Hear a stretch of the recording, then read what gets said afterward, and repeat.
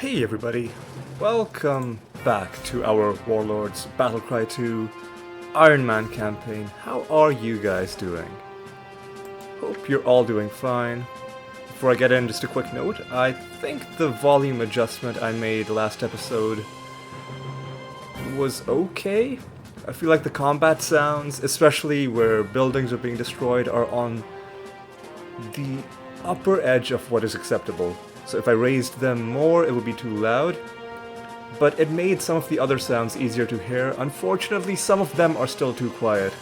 And I'm afraid they'll have to stay quiet, because if I tried to raise those, it would just raise all the sounds, and then some of them would become too loud, and I think it's better to have... Like, if I'm forced to choose, it's better to err on the side of being too quiet rather than too loud. Anyway, enough about that. Let's just take a look at our heroes' stats. We've won 10 out of 16 battles, so an okay ratio. We're level 11 right now. We've got some distance to cover before we reach our next level. Just take a quick sip of water before I start my session in earnest. But yeah. We may or may not get another level in this session. We'll see how it goes. So let's just go into the campaign map. Again, I'm pretty sure another turn has gone by, because I don't think these are the same, this is the same distribution of territories that we saw last time. I'm pretty sure at the end of last session, it was the Fae who were about to get eliminated with only one territory, and the demons had more than that, but now it's the demons who are on the verge of being taken out. But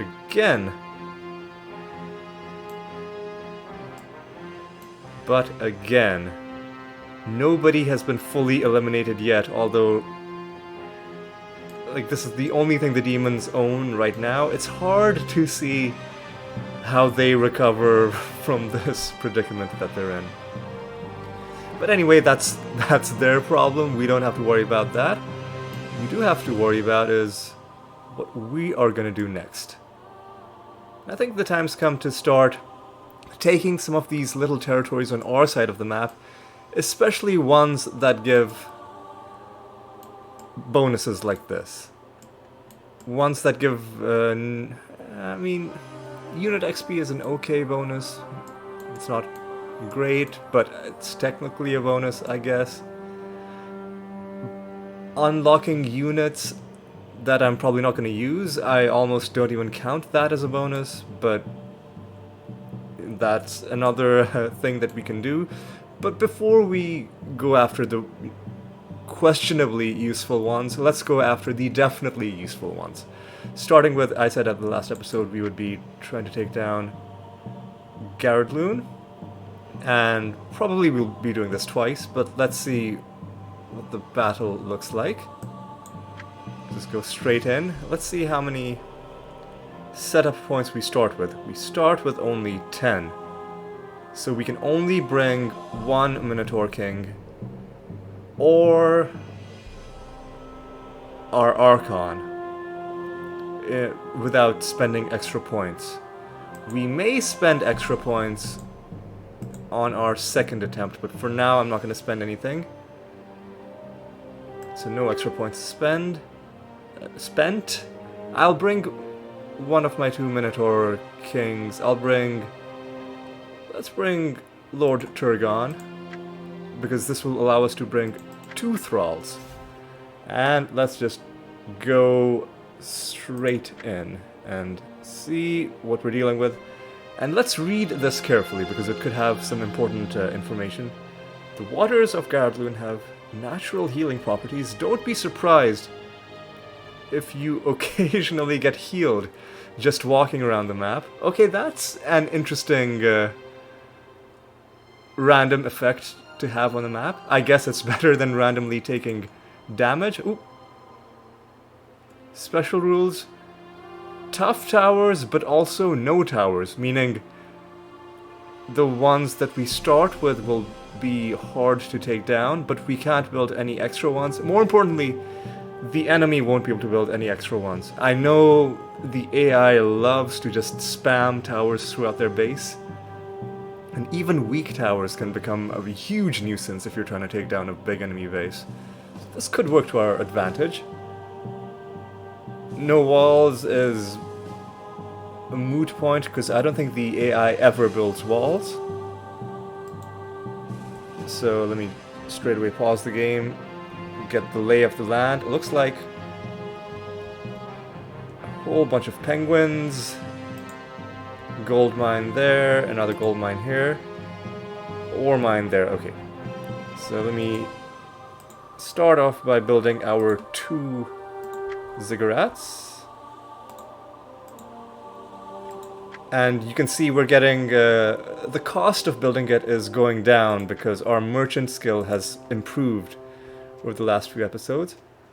I'll wait for them to start before I move my hero, just in case he would have walked into that path. And another thing that's improved is our command radius. It's hard to see because it's against this white background, but it's a lot wider than before. And not only does that mean troops will have an easier time retaining their bonus from the command radius, because they can be farther away without losing it, but it also means we can convert buildings inside a pretty big radius, which not only is a good convenience to have, but if your radius becomes big enough, you can actually use this offensively by essentially converting your way through an enemy base. We may see an example of that later on. But yeah, for now I think it's time to put this, or to skip ahead in this video to the point where we're about to get far-seeing, and then we'll make a decision about how we're going to proceed in this map. So alright, I will see you then.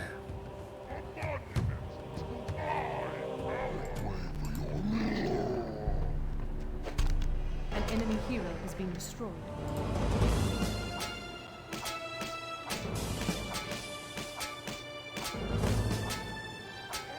An enemy hero has been destroyed. Alright. Far-seeing is not far. And this is certainly shaped up to be an interesting map. And oh my god, what is going on here?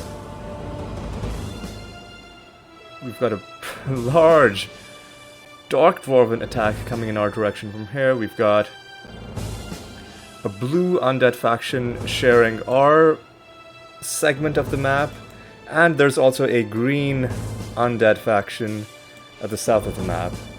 And things are interesting indeed. What I'll try to do, though, is I will try to win this on the first attempt. Obviously, a big part of that will be making sure the one Minotaur King I brought with me stays standing. But another part of it may well end up being producing extra Minotaur Kings. Certainly, Minotaur Shamans are gonna do an important job for us, because right now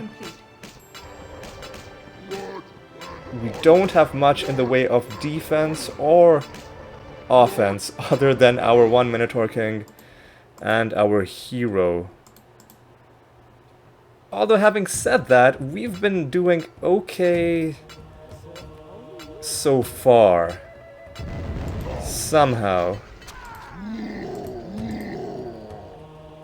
I think the main reason we've been doing okay is because our enemies have often, while trying to attack me, ended up fighting each other instead.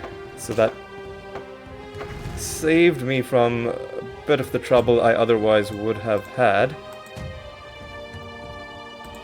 And we definitely need a second henge. Your troops are under attack. I need to keep an eye out on... Your buildings are under attack. Okay. My buildings are under attack because Wait, which buildings were they talking about? Okay, these buildings. That's fine. That's fine, actually. I think Your buildings are under attack.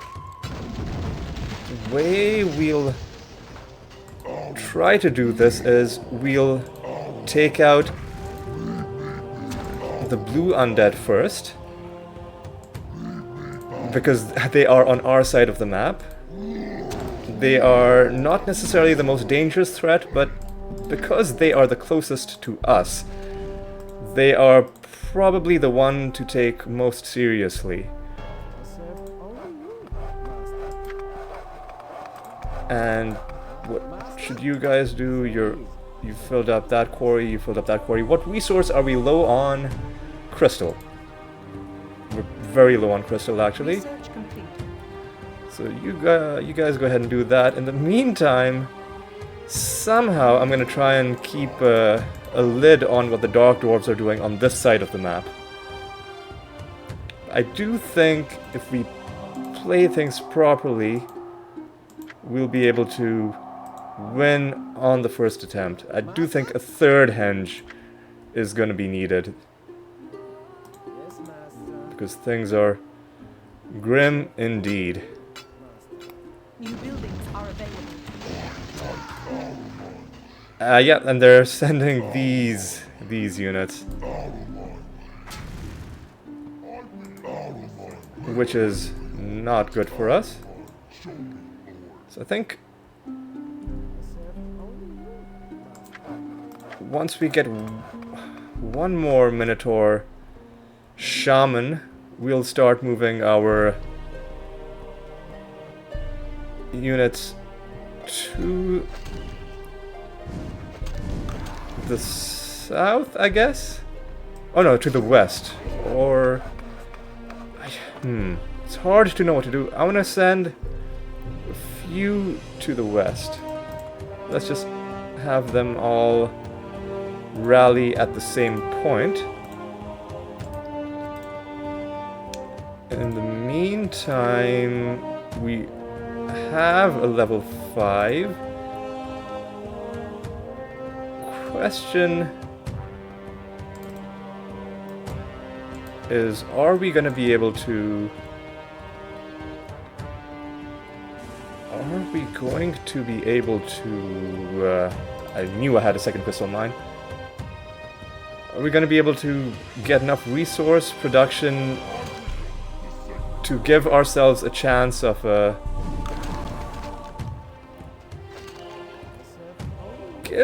What are you... Where are you going? I'm sending you to this mine and you're... Where are you walking, dude? Like I mentioned, the pathfinding can be a little bit eccentric. We need to do something about these Dark Dwarves. They will wreck us if we take our eye off them. But fortunately, we've got some units here that will pretty strongly counter most of what they're sending against us. Battering rams are not great to target enemy units. They are really just a single purpose thing used to take down structures and hate the fact that they are able to do that. Alright, now I do think we need to... Okay, here's an interesting situation. They are currently blocked because there's a traffic jam on this bridge. We were helped because at the same time as they were trying to send this, there were penguins crossing the bridge, and I guess they sent some builder units on the other side and then told them to walk back across. So as long as that stays the way it is, I'll keep an eye on this situation. Because if they can't move across this bridge, that solves many of our problems. And I think we can stop producing sheep for now. But where are my Minotaur Shamans? I've got 3 of them. I think we'll start advancing on the south. And how am I going to be able to tell whether the purple guys have broken through? Oh! They're on the move. They're on the move. Which is unfortunate. That dream did not last long. So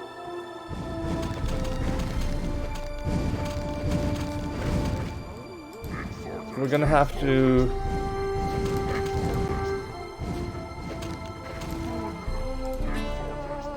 The good news is they only have 3 towers. The bad news is those towers are gonna be extra tough. But for example, if we can take out this tower, then this entire part of their base is exposed to attack, and then there's nothing they can build to defend it except for mortars. So we've already done some good damage. Let's withdraw. Now let's just start taking out some of their stuff. We've got 3 of our guys down there. Let's send 2 more. Now this is interesting. How would you be able to convert this building? Because as far as I know, there are no flying units that convert buildings. Alright, there's another tower. No doubt they've put fire bombs inside. So before we can approach it, we do need our reinforcements to get here. And what do you think you're doing, sir? Building a siege workshop right there. Have you no shame? In the meantime, our army of Minotaur Shamans is growing. Let's send 2 more. Just...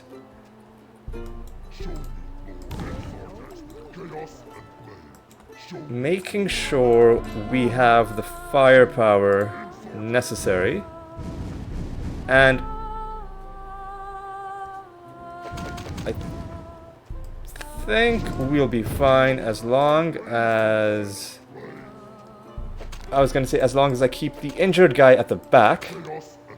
And they've definitely got fire bombs inside these towers.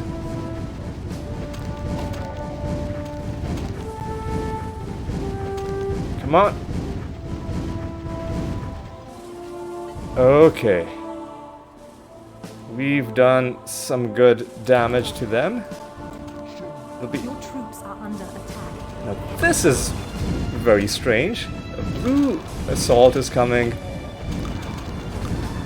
But instead of our base, they went to the left. I guess they were trying to attack the purple guys. And had I known this was coming, I would have tried to get out of their way.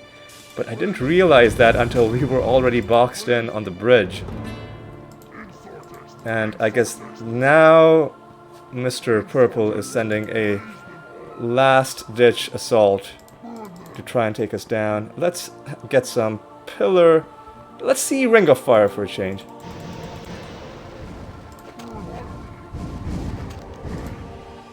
Alright. I think our production of Minotaur Shamans is going to be what wins this for us.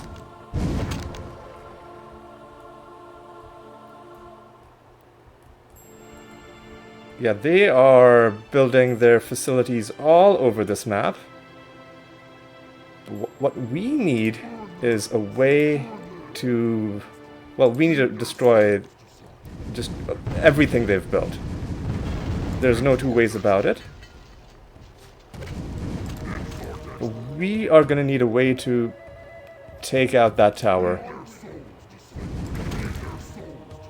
The one good thing about them having put... Okay, so 3 seems to be okay for down there for now. And I think I can stop building thralls for now. You have fully stacked up this mine? No, you haven't. Your troops are under attack. Okay, so just 4 of you need to go. Because that's all the space we have in that mine. Okay, something unfortunate seems to have happened on the left here, because I see the bodies of... Oh, I see the body of at least one Minotaur Shaman.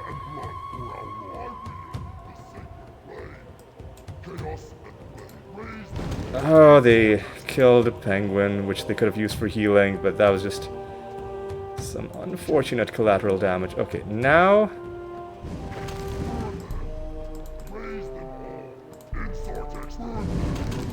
The unfortunate thing is this tower of theirs is... Like, we had to go around this building to be able to attack that. But now that their tower is destroyed, we've basically wiped out this enemy. Because they can't build any more towers. That doesn't mean they're... Like, I shouldn't be celebrating just yet. Because they still have a bunch of their structures intact. And it's easy for them to build more things, because their smiths build very quickly. But if we can do some quick damage to them, just go through their base like a tornado, destroying everything in our path, eventually they should resign.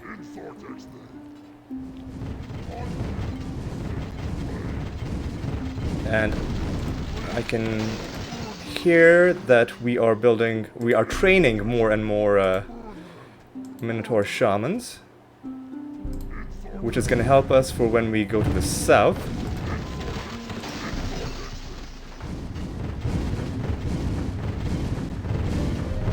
Okay, this map has gone... Your base is under siege. Okay, what? Who's doing what? They're sending bombs into our base against our hero. Okay, let's just fix this up. Let's repair our damaged structures. And our hero can take out these things if he's able to get outside.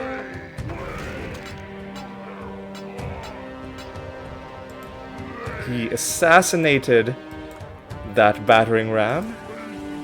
You know how you're able to assassinate, you know, a non-living contraption is beyond me, but let's not question it too much. Now we are pretty secure because we've got these guys holding this part of the map. We've got more Minotaur Shamans in the east, poised to go down against the blue enemy. An enemy hero has been destroyed. So who took down the blue hero? Alright, that was no, it was the blue guys who took down the green hero. Yeah, that guy had been running around since the start of this map. So a few green guys are gonna slip through. I'll just take them down with my hero. Let's test out our hero in combat against a strong-ish group of enemies. Okay, when the assassination doesn't trigger early, he does tend to take quite a bit of damage. Alright, now it's time to advance on both fronts. We'll advance from this side, take out Mr. Green, and eventually we will advance from the other side to take out Mr. Blue, and this Doom Knight is getting very close. I think it's going to be Pillar of Fire time. That is a devastating spell, which is why these guys are great to have in pitched battles. Let's, for now, hold this bridge. And what you guys, there are a lot of you, what you guys need to do is advance. Similar to when we attack the Dark Dwarves, if we take down their towers, we've basically broken their base wide open, because there's nothing else that they'll be able to build to defend their base, and unlike the Dark Dwarves, they can't even build mortars. So they would basically be screwed. But before we can advance on their towers, we need to deal with this army of theirs.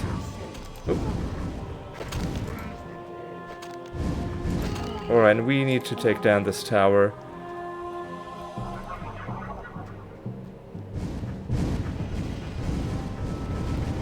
The good news about towers which fire projectiles like this is that their projectiles seem to be a little bit less accurate than the ones that shoot arrows.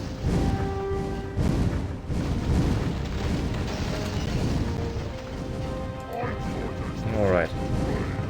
Graveyard is now in our sights.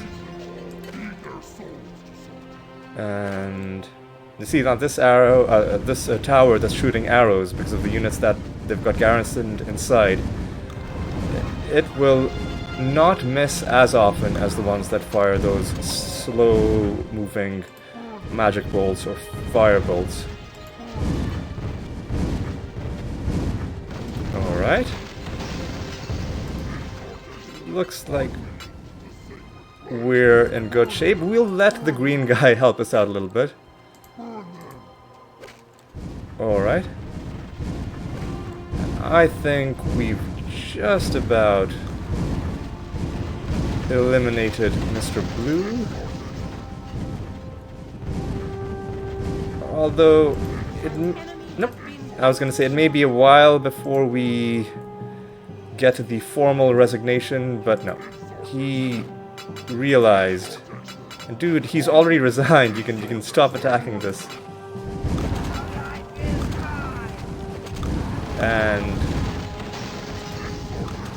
we're gonna be advancing into the green base from 2 different fronts. So that's gonna be a bad time for them. Oh, the other thing about green is that they had very little room to build things, which is why they had to start building outside of here. So they're not gonna have much at all, aside from their 3 towers. And oh, one skeleton was trying to be a hero.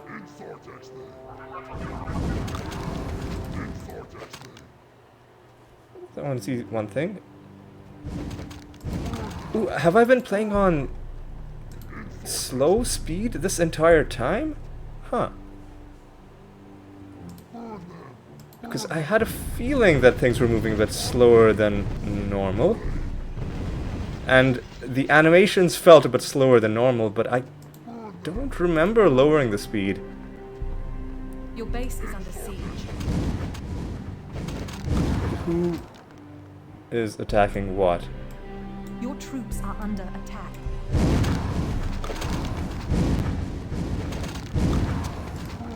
Okay, we don't have a good angle to attack from this side. Oh, okay. Because these mines are in the way, and this is horrible. So let's Your troops are under send in the backup. We've taken down one tower, but 2 more remain.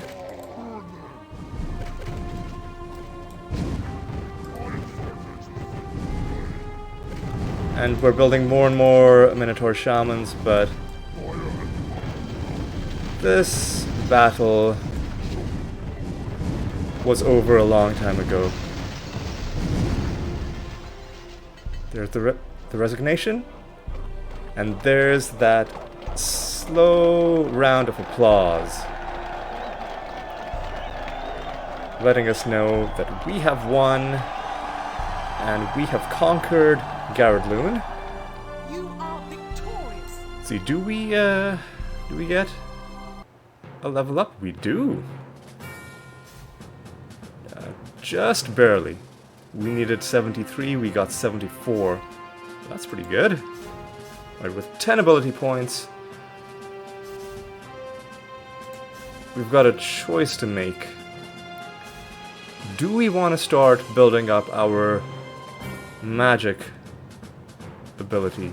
Because there is one very powerful spell, Fire Elemental, which, if we get it, could give us a big edge because it'll just allow us to summon in relatively strong units.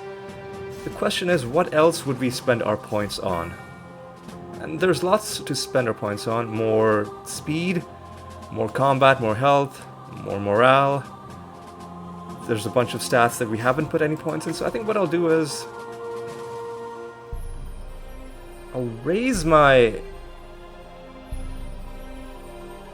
intelligence. It'll help with a bunch of things, including things related to magic. And now I think it's time to start moving towards getting Fire Elemental. I'll split between getting putting points into this and putting points into regular abilities. I think the next thing I want to improve is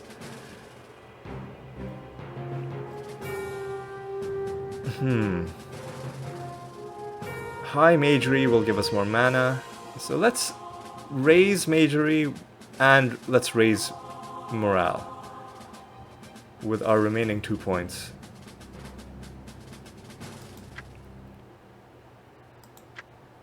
Because it'll take a big investment before our magic starts paying out, but I think it'll help a lot because it'll give us one extra facet to our hero. The important thing when playing Ironman is you don't want to specialize too much. You want to be able to respond to any situation that the game throws at you, rather than being good at 2 or 3 specific situations and then hopeless against the others. What magic will do is it'll make us more versatile at the cost of what we could have done by, you know, just putting more points into combat, speed, and health. I think in the long run this is going to be a good decision. We'll have to survive into the long run, of course, for that to matter. But I'm feeling pretty good for now. Alright, so let's see what else happens. Are we getting attacked? We are not. Okay. So what have we accomplished? We took down Gharedlun. We now have that bonus, better health regeneration. And we also started putting some points into magic. And we'll see the fruits of that in the next episode. And speaking of magic, I think it's time to take Etheria to get even more mana for our hero, because that'll help out a lot. There's a worrying encroachment here by the Wood Elves, by the Fae rather. So we'll have to deal with that at some point. But for now, I think that's going to be the game plan. Next target is Etheria. So I will see you in the next episode, but before we go, let's take a look. The High Elves are really worrying me. They have almost as many regions as we do, and the bug that gives them extra turns every time we leave the map, every time we leave this screen, this isn't helping.